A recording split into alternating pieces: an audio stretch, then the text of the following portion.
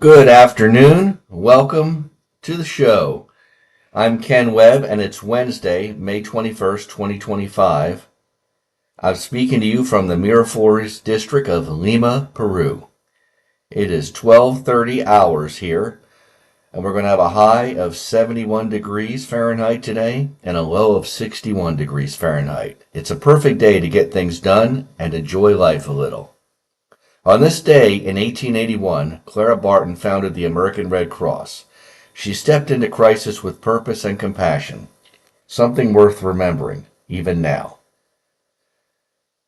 After this episode, I'll head to SmartFit for a workout, pick up a few things at the dollar store, head home for a quick shower, and then make my way to Barranco to see my enamorada. If time allows, I may also open a bank account right here in Miraflores. And just a quick note, my novel, Trapped in Deception, is coming soon. If you enjoy sharp psychological thrillers with real tension and real consequences, visit kenwebb69.com. That's Ken Webb with two B's, 69.com to learn more. Thanks for joining me. Let's get into it. Chapter 8, A Bad Man Runs. December 25, 2014. Dallas-Fort Worth, Texas, International Airport. Delta Airlines ticket counter, 0800 hours.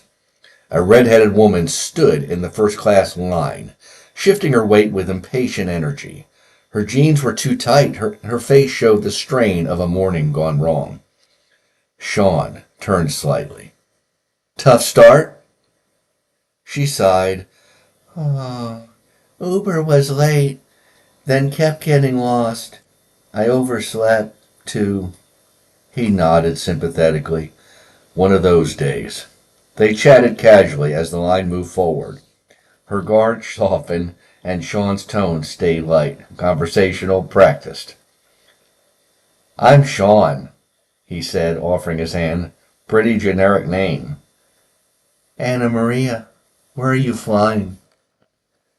Peru. I've been in finance the last 10 years. Now I work with a non-profit down there. She raised an eyebrow. That's a big change.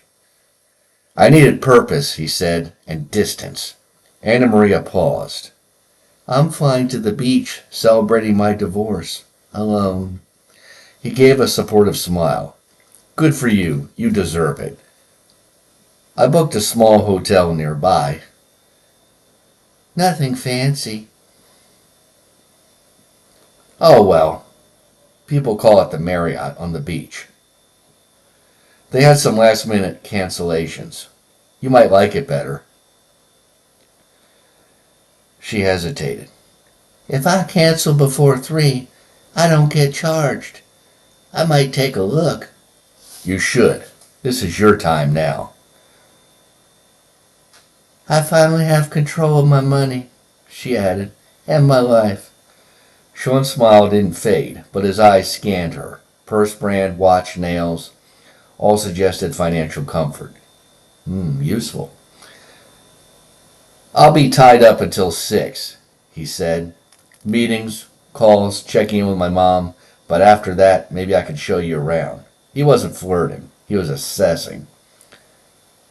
I've been divorced too, he added. Counseling helped more than I expected. Next! The Delta agent called. Sean rolled up his bags. Merry Christmas, ma'am. How's your day so far? The agent, Nellie, smiled. She didn't seem hurried. Coffee sat beside her. I knew a Nellie once. Not as pretty, though. She smirked. Place your bags up one at a time, please. Sean complied, adding Anna Maria's luggage behind his. Gate D34 Romeo. Stairs to your right. He leaned in a little. That woman behind me just went through a brutal divorce. I've been sharing my own story. I'm a minister, and I'd like to sit with her if possible. I think she needs a kind voice. Nellie gave a long, amused look. Only if you promise to behave. I don't lie, Sean said, voice firm. Not to God, not to anyone. Anna Maria stepped forward as Nellie asked, You okay sitting next to Casanova here? She smiled faintly. As long as he doesn't quote scripture the whole time.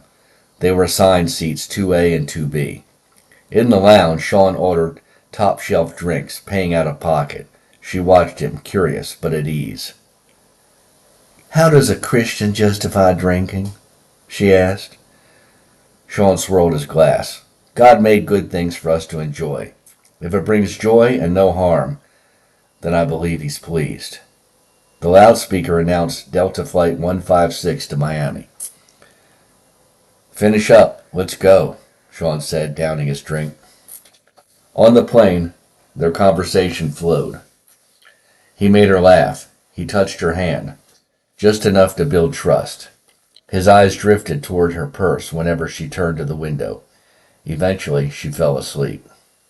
He gently spread a blanket over her and quietly unzipped the side pocket of her purse. From it, he slid out a credit card and her ID. "One clean card, just enough to cover my tracks before I vanish." At Miami International, they collected their luggage and took a shuttle to the Marriott. Sean tipped the bellhop generously and moved with confident purpose. "Check this out," he said. "Just $50 more than your place. Worth every penny." Anna Maria hesitated. "It feels like a splurge, and I feel guilty about smoking." "Guilt is for people who never lived," he said. "Even Jesus told people to stop throwing stones." As she stepped outside for a cigarette, Sean walked to the front desk. "Merry Christmas. You stuck working today?" he asked the clerk. The man, clean-cut and alert, replied, "Yes, sir. My name's Gustavo. How can I help you?" "I need to switch the room billing from Sean Lejeune to Anna Maria Hayward. She's my fiancée, and she offered to cover it." Gustavo frowned. "That's not standard policy. We usually keep the original name on file." "She's outside, taking a smoke break, PTSD, long story. We're staying separately for religious reasons. I maxed out my card booking this trip. We agreed she'd cover the hotel." Gustavo hesitated. "I might need to check with a supervisor." Sean gestured to the window. "There she is. See?" Anna Maria waved back. Gustavo paused, then nodded. "All right, we can make the change." "God bless you," Sean said, reaching for the man's hand. "Let me say a prayer for you." Gustavo looked uneasy. "I don't think that's I'm ordained. I promise. This won't take long." He closed his eyes. "Father, bless this kind soul. Let him feel your love and favor for helping a couple in need." Sean opened his eyes just as Anna Maria returned. "Can I get a beach towel?" he asked. "And here's cash for sunscreen and a bottle of water." He turned back to Anna Maria. "You earned some peace. Change clothes, head to the beach, and spend this." He handed her $200. "You deserve to feel like yourself again." She hesitated. "I should probably take my wallet." "Don't risk it. Leave it here with Gustavo. He'll lock it up." She looked between the two men. "You're very kind," she said. Sean placed the ID and credit card back in her wallet and handed the box to Gustavo. Anna Maria handed him her belongings and headed towards the elevator with the towel in her arms. Sean watched her go, calm and satisfied. She had no idea that by morning her name would be stamped on a trail she never meant to follow. Well, that's it for now, fellas. Thanks for spending part of your morning with me.